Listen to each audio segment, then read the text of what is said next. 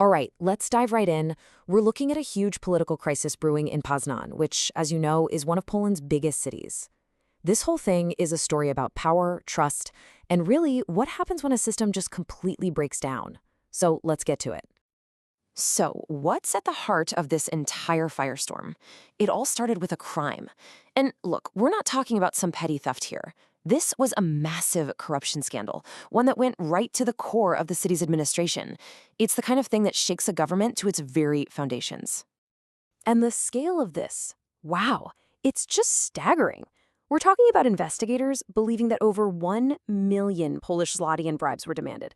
Think about that. This wasn't just a few sketchy back alley deals. No, this was an organized, systematic operation. But here's where it gets really interesting. What started out as a criminal case, for the police and investigators, it just spiraled into something way, way bigger. The fallout from this thing has been a full-blown political earthquake. It's literally split the city's leadership in two and set the stage for a massive power struggle. Okay, so let's rewind and start at the very beginning with the scandal itself. I mean, how on earth does one person, a department head at the Municipal Roads Authority, allegedly build a million zloty bribery empire? Let's break it down. This timeline really lays it all out. It all comes to a head on July 2nd, 2025. The Central Anti-Corruption Bureau, or CBA as they're known, arrests this department head, Adam A.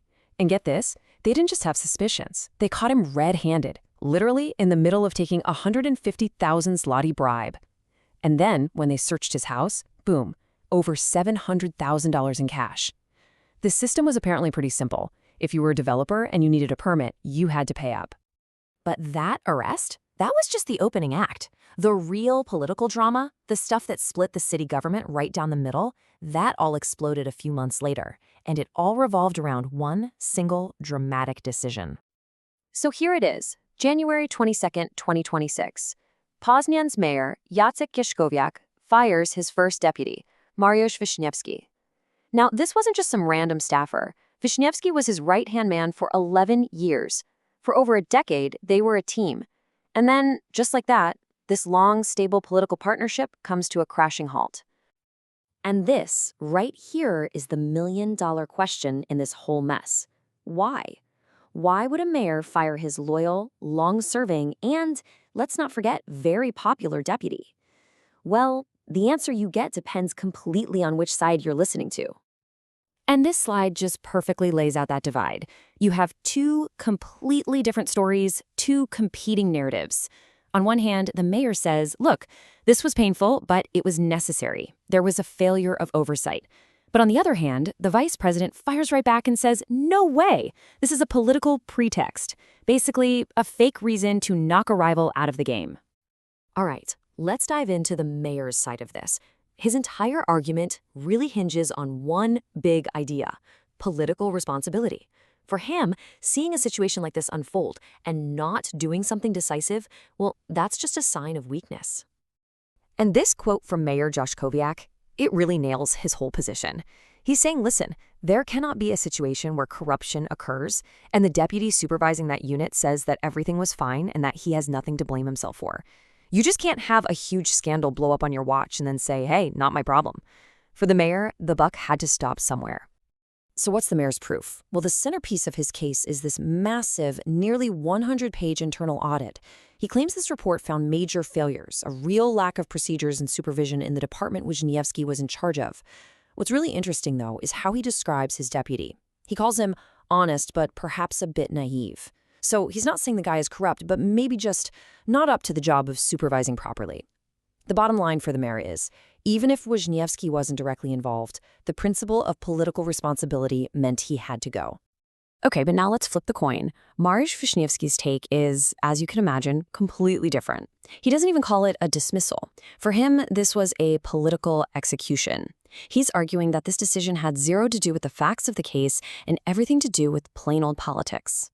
And Wiśniewski asks this really powerful question, right? He says, why are the people who in fact contributed to the detection of the crime being publicly punished for it with dismissal?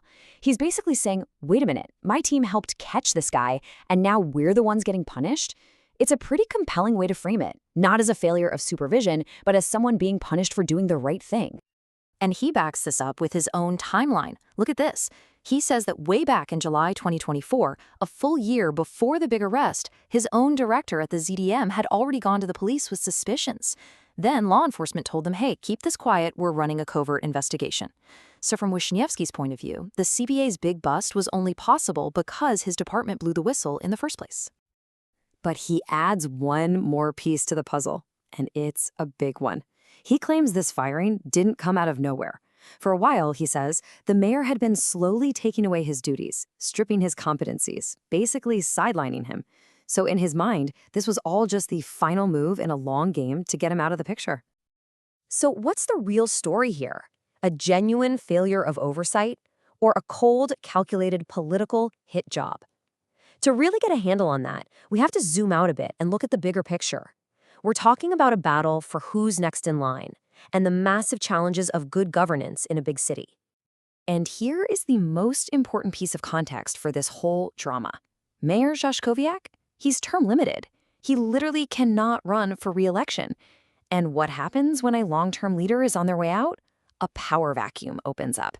An internal battle starts brewing to see who gets to be the next person to carry the party's banner. This table just lays the political chess match out perfectly.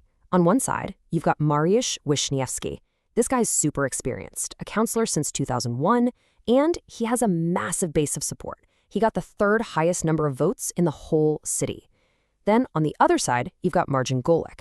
He's the guy the mayor is publicly backing, but he just doesn't have that built-in electoral base. So when you look at it this way, you can't help but wonder if the dismissal was a calculated move to clear the path for the mayor's hand-picked successor. But, beyond all the political drama, this whole crisis points to something deeper, a more fundamental problem. It really exposed a major failure in something called management control, or kontrola zarządcza. And this isn't just about doing audits after the fact, after the money is already gone. It's about the entire system you're supposed to have in place to stop corruption before it even starts. It's about prevention, not just reaction. So how do you actually build a system that works? Well, the experts will tell you it comes down to a few key things. First, you need a clear code of ethics so everyone knows the rules. Second, you got to have proactive risk management so you're actually looking for threats. Third, strong supervision from the very top. And fourth, and this is so important, you have to protect whistleblowers, the people who stick their necks out to report wrongdoing. These are like the 4 pillars of good government, and it really looks like they crumbled in this case. When you really get down to it, the ZDM scandal showed everyone that this wasn't just about one corrupt guy, one bad apple. The fact that one single official could allegedly run a scam this big for this long just screams that there were deep systemic weaknesses in the city's controls. And that leads to a really tough question, right? If the whole system was broken, who's ultimately responsible? Does the buck stop with the supervising deputy, or does that responsibility go all the way to the top? And that brings us right back to where we started, to that central question. Was firing the vice president a tough but necessary move to demand accountability for all these systemic failures? Or was it just a cynical political play, using a scandal as the perfect excuse to take a rival off the board? So, in the end, you've got 2 very different stories. And maybe, just maybe, the real truth is somewhere in the middle. But the final verdict?